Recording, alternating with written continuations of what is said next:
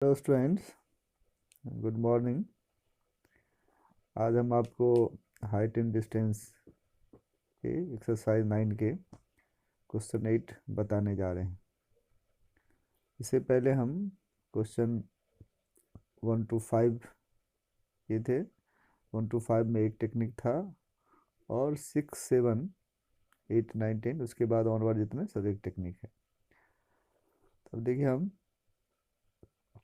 आपको step by step सारा कुछ बता रहे हैं। इसमें भी टेक्निक वही है। देखिए हम क्वेश्चन पढ़ रहे हैं। स्टैचू देख रहे हैं, 6 metre stand on the pedestal. देखिए ये हो गया, डायग्राम हम ड्रॉ कर रहे हैं। ये देखिए ए बी पेडेस्टल हुआ और ये सी ए स्टैचू है। स्टैचू का हाइट आपको दिया हुआ 1.6 मीटर। अब ग्राउंड में एक पॉइंट है, यहाँ से angle of elevation of the top of statute. Angle of elevation, देखिए एलिवेशन है। एलिवेशन आपको मालूम है नीचे से ऊपर होता है। तो ये आपको दिया हुआ है 60 डिग्री। ओके, ये हम लिख दे रहे हैं स्टैचू। ये है पेडेस्टल। पेडेस्टल आप जानते हैं स्टैचू और बना रहता है, उसके बेस जो होता है नीचे का पार्ट पेडेस्टल बोलते हैं। और फ्रॉम द सेम पॉइंट, यहाँ से ये पेडेस्टल के टॉप का, देख रहे हैं पेडेस्टल का टॉप आपको दिया। पेडेस्टल के टॉप का एंगल ऑफ एलिवेशन है 45 डिग्री। ओके तो हमको कह रहा है कि find the height of pedestal. देखिए पेडेस्टल का हाइट हमको फाइंड करना है। ओके, तो फिर यहाँ भी देखिए दो ट्राइंगल है, हम आपको बताए हैं। एंगल ऑफ एलिवेशन हो गया, top of statute and top of pedestal. Okay, फिर हम देखें यहाँ दो ट्राइंगल है, राइट ट्राइंगल में ऑब्जर्व करते हैं। तो ए डी बी और बी डी सी, ये दो में देखेंगे, राइट ट्राइंगल में ऑब्जर्व करेंगे। बी पेडेस्टल हुआ और ये सी ए स्टैचू है। स्टैचू का हाइट आपको दिया हुआ 1.6 मीटर। अब ग्राउंड में एक पॉइंट है, यहाँ से angle of elevation of the top of statute. Angle of elevation, देखिए एलिवेशन है। ठीक है, हम अब सॉल्यूशन स्टार्ट कर रहे हैं। तो पहले हम डायग्राम को एक्सप्लेन कर दे रहे हैं। ओके, देखिए ये ए बी हो गया पेडेस्टल, ये फाइंड करना है। ए सी हो गया हाइट ऑफ स्टैचू। स्टैचू ये दिया हुआ है 1.6 मीटर। ओके, पेडेस्टल हमको फाइंड करना है। अब देखिए हम लिखेंगे in triangle A B D. इस छोटा ट्राइंगल में स्टार्ट करेंगे। tan 45 degree equal to A B by B D, B by B B और पी बाई बी, ये आपको मालूम है ही। हम लोग इस ट्राइंगल में जब भी देखते हैं राइट ट्राइंगल में, अब इसमें देखिए यहाँ हमको क्या है, ये 1.6 दिया हुआ है, ये भी नहीं दिया हुआ है, डी बी भी नहीं दिया हुआ है। तो हम दोनों को सपोज कर लेंगे। ओके,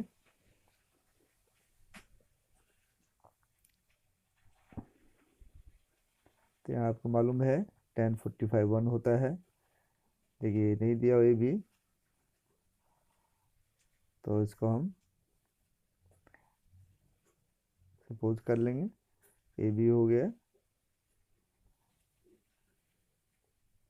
एच और डी बी हो गया एक्स, तो A B by D B and H by x.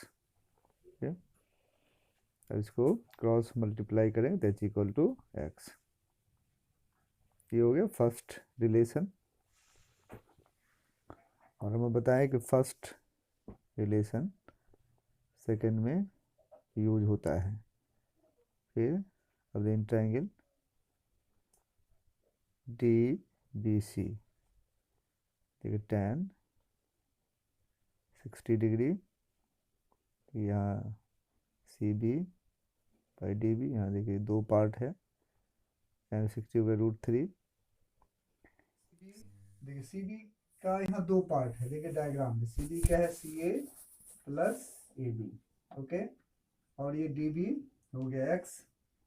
और फिर यहाँ देखिए √3, अब देखिए सी ए दिया हुआ आपको 1.6, ओके, और ए बी क्या हो गया एच, ये हो गया एक्स, ओके। फिर यहाँ आप देखिए क्रॉस मल्टीप्लाई हम इसके बाद यहाँ लिख रहे हैं, ये क्या हो जाएगा √3x, देखिए यहाँ क्रॉस मल्टीप्लाई किए √3x equal to 1.6 plus H. अब देखिए सेकेंड इक्वेशन आ गया।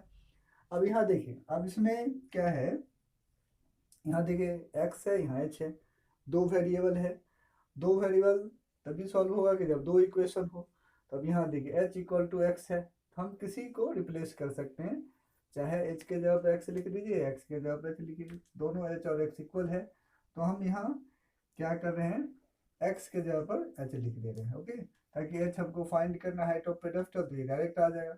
हालांकि x भी आएगा तो x और h क्या है इक्वल है, तो नो प्रॉब्लम, तो फिर भी हम थोड़ा इजी हो तो x डायरेक्ट आ जाएगा, तो हम x के जगह पर देखिए यहाँ h लिख दे रहे हैं √3h 1.6 प्लस h, यहाँ हम लिख दिए x equal to h, okay.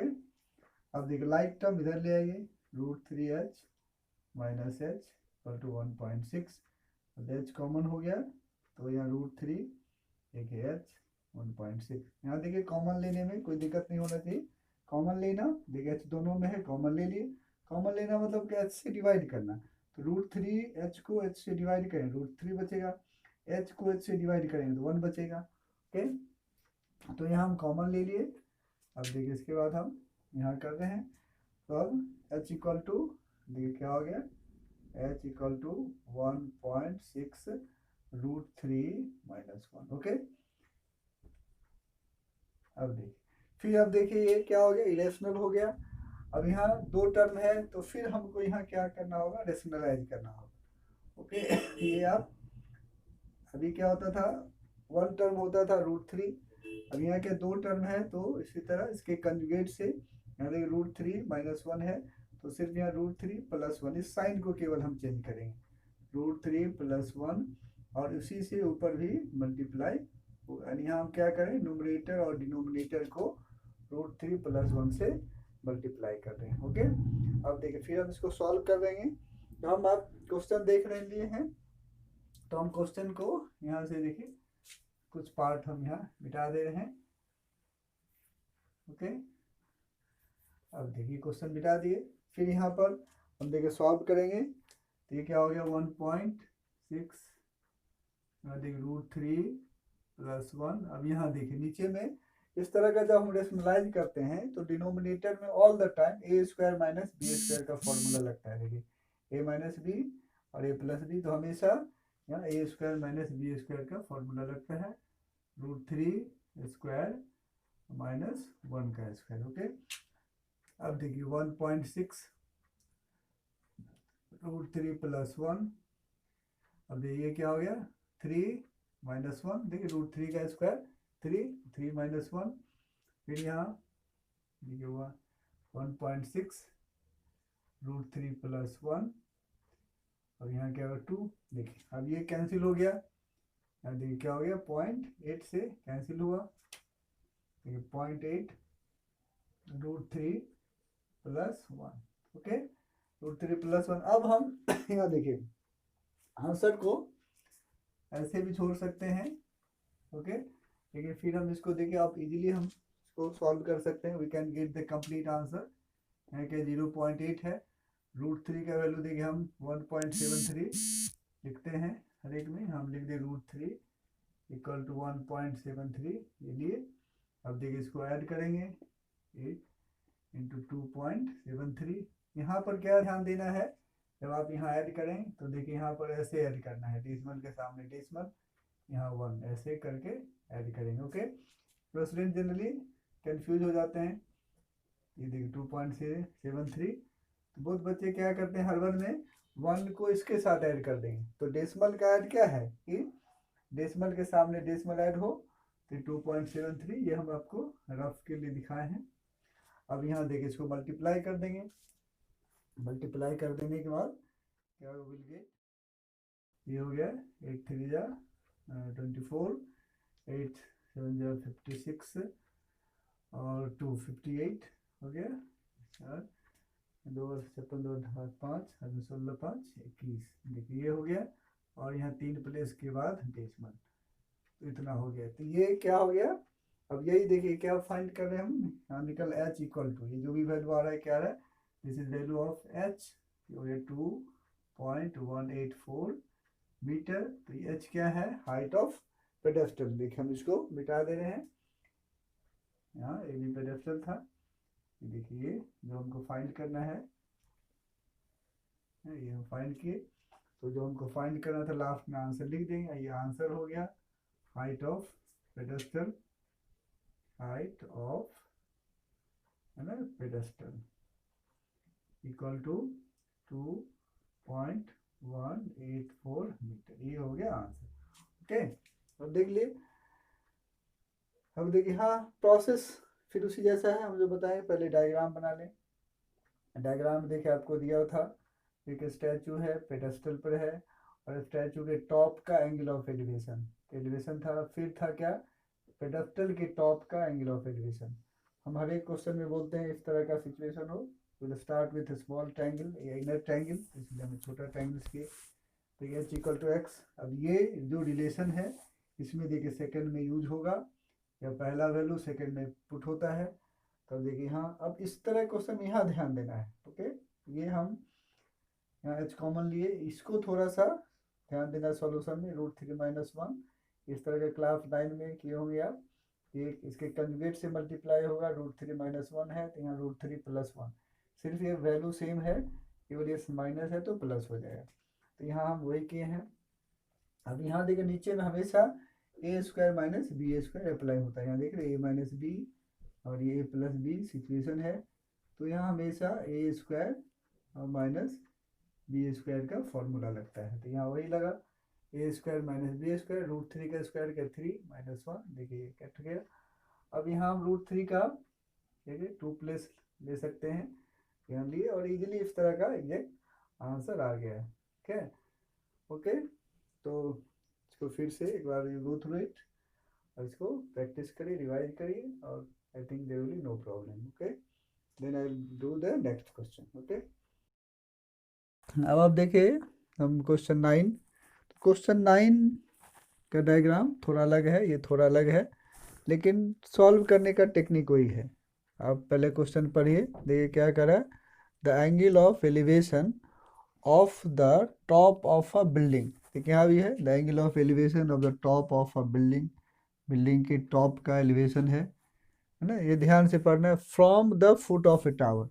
अब देखिए यहाँ क्या है, एक बिल्डिंग है, एक टावर है, तो देखिए क्या करें, angle of elevation of the top of building, मान लीजिए क्या बिल्डिंग है, देखिए यहाँ बिल्डिंग है और ये हम मान लीजिए टावर, दो चीज़ है।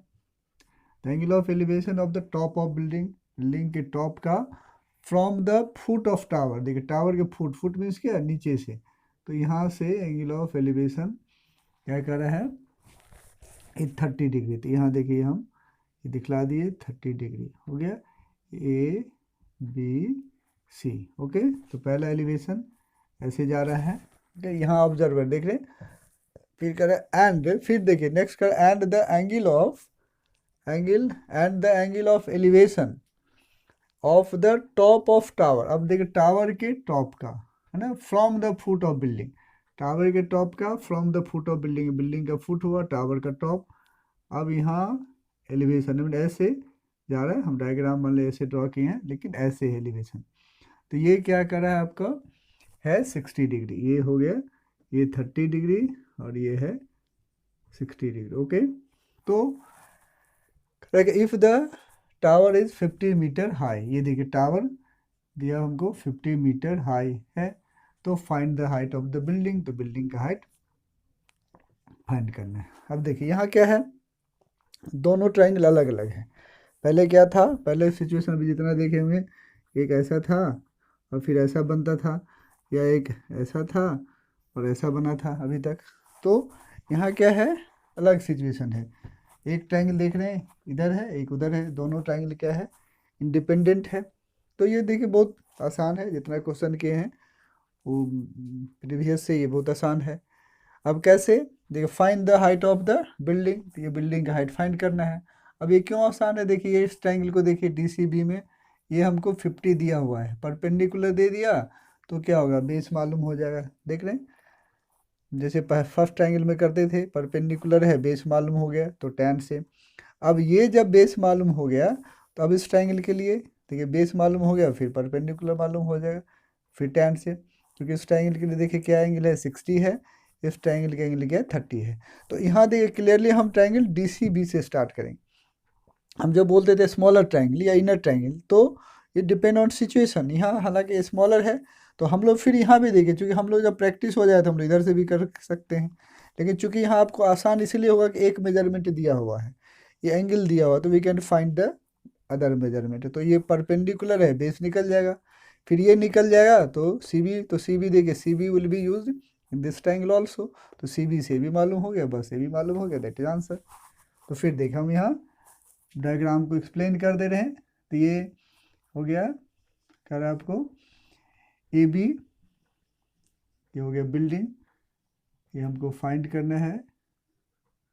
ओके, और यहाँ देखिए DC टावर को रिप्रेजेंट कर रहा है, ये 50 मीटर। अब देखिए यहाँ पर हम टावर को बड़ा क्यों लिए, शुरू में देखिए क्वेश्चन पढ़ने से के समय आपको नहीं पता लगेगा कि टावर बड़ा है कि बिल्डिंग बड़ा है, लेकिन हम देखे होंगे अब डायग्राम बनाया है तो बीच को बिल्डिंग को छोटा लिए, टावर को बड़ा लिए।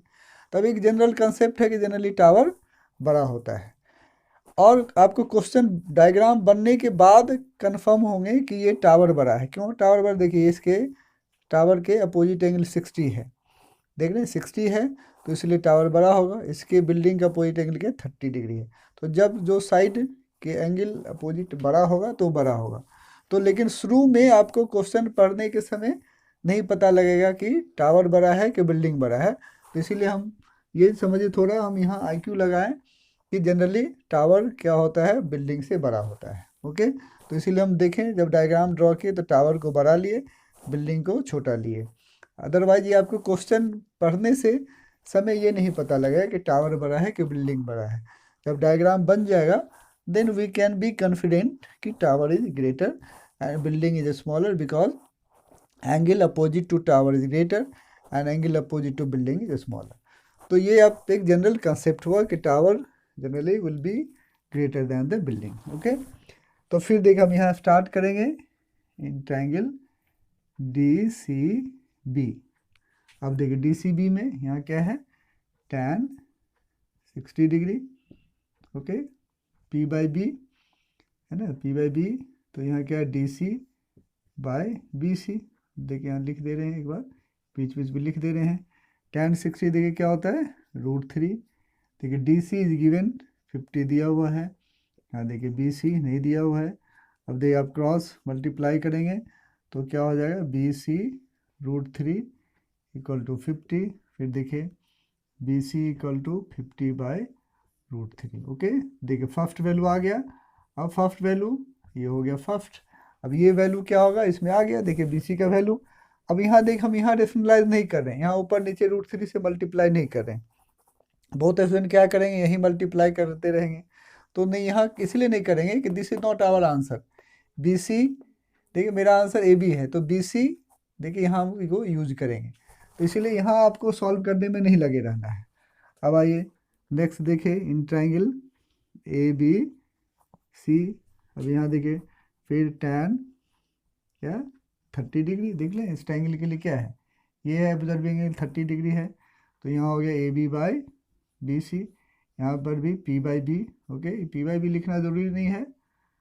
ओके, अब देखिए tan 30 1/√3। अब देखिए ए बी आपको मालूम करना है। देखिए अब चूंकि वन अननोन है तो इसीलिए हम एक्स वाई जेड ऐसा वेरिएबल सपोज नहीं करते हैं। ओके, तो यहाँ भी आप चाहें तो बुक और में जनरली यहाँ एच एक्स मान लेता है, चूँकि ए बी है तो डायरेक्ट मेरा आंसर आ जाएगा। अब फिर देखिए बी सी क्या है 50/√3, बी सी रख दिए, बी सी का वैल्यू है। अब देखिए यहाँ सॉल्यूशन में ध्यान देंगे ये कैसे लिखा जाएगा, ए बी ये हो गया। अब देखिए ये ए बी इंटू ये देखिए ये दोनों एक साथ हैं, है ना, तो इसीलिए ये √3/50 ऐसे हो जाएगा। ओके, जैसे ये देख रहे हैं ए बी है यहाँ, इस तरह आप समझिएगा ए बी है, यहाँ देखिए क्या डिवाइड होता है, डिवाइड को मल्टीप्लाई करेंगे, ठीक है, √350 ऐसे ये सिचुएशन होगा, ये इसलिए इस बात को यहाँ ध्यान देंगे। अब देखिए क्रॉस सॉल्व करिए तो ये क्या हो गया, हम सॉल्व करेंगे तो √3 देखिए 3 हो गया, 3ab/50, हम समझने के लिखे ये आपका इज नॉट यूज। अब देखिए ए बी इक्वल टू 50/3, देखिए अब यही आए हमको फाइंड करना है, तो ए बी 50/3 या 16.66, दो प्लेस लाएंगे तो ये हो गया 16.66 मीटर अप्रॉक्स होगा, तो ये हो गया हाइट ऑफ बिल्डिंग, लिख दिया आंसर इक्वल टू 16.66 मीटर। ये आते जाएगा, कंप्लीट कटेगा नहीं, आप चाहे तो यहाँ अप्रॉक्स है तो अप्रॉक्स लिख सकते हैं। Okay, otherwise 2 place answer is accepted. Okay, तो देख लिए ये क्वेश्चन, ये यहाँ क्या था, ये डायग्राम आप समझ गए होंगे। डायग्राम में बताया कि हाँ क्वेश्चन से क्लियर नहीं होता है कि टावर बड़ा है कि बिल्डिंग बड़ा है, दिस इज जनरल कंसेप्ट। और फिर यहाँ एंगल ऑफ एलिवेशन देखें, ये ध्यान से देना है कि टॉप ऑफ बिल्डिंग था एंड फुट ऑफ टावर, फिर यहाँ फिर करें top of tower and foot of building, तो ये फुट हुआ। फिर देखिए इस ट्रायंगल में हम क्या किए, ये मालूम था ये मेजरमेंट, तो इस ट्रायंगल से हमको देखिए सी बी मालूम हो गया, और सी बी मालूम हो गया तो ये मालूम हो गया। तो ऐसे ही आपको ध्यान देना है कि जैसे एक मेजरमेंट दिया तो कौन सा मेजरमेंट है, कौन ट्रायंगल लिंक है, और कौन सा ट्रीटमेंट का रेशियो यूज होगा। तभी आप देख रहे हैं सब में 10 यूज हो रहा है। क्यों 10 यूज हो रहा है कि P और B चाहिए, तो P यहाँ दिया हुआ था और B कर गया, तो फिर देख लिया फाइनली ये आंसर आ गया। ओके, चलिए अब देखिए नेक्स्ट क्वेश्चन। अब आप देखिए क्वेश्चन 10 में भी थोड़ा अलग है, डायग्राम थोड़ा अलग है। 10 देखिए हम पढ़ रहे हैं, 2 poles of equal height are standing opposite each other on either side of the road. एक रोड है और 2 पोल है इक्वल हाइट का, देखिए यहाँ पोल क्या है, इक्वल हाइट है, मतलब ए बी सी डी ये 2 पोल हुआ। ओके, ये रोड है, ओके, अपोजिट साइड है। अब देखिए from a point between them on the road, अब इसके बीच में एक पॉइंट है, पॉइंट मतलब मिडिल में नहीं कहीं भी है, मान ली यहाँ एक पॉइंट है पी है। Okay, the opposite on the road the angle of elevation of the top of the pole for 60 and 30। अब इस पॉइंट से एंगल ऑफ एलिवेशन यहाँ से 60 डिग्री है, मान ली पहला है तो इसका 60 और ये दूसरा है तो ये 30।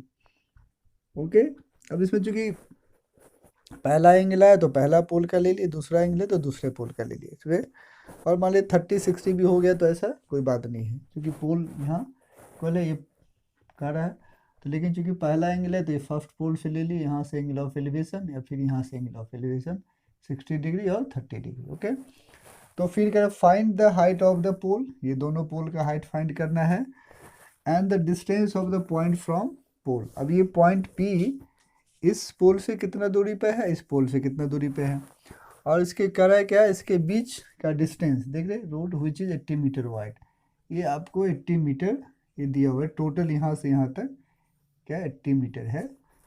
अब यहाँ देखिए हम लोग इस ट्रायंगल में स्टार्ट करेंगे तो ये भी नहीं मालूम है, ये भी नहीं मालूम है, फिर यहाँ देखिए ये भी नहीं मालूम, ये भी नहीं मालूम है, लेकिन यहाँ देखिए टोटल दिया हुआ है 80, टोटल है तो हम मान लीजिए इसको x ले लिए, यानी सम ऑफ 2 BP एंड PD, जैसे सम ऑफ 280 है तो एक यदि x लेते हैं तो दूसरा क्या हो जाए 80 माइनस एक्स हो गया।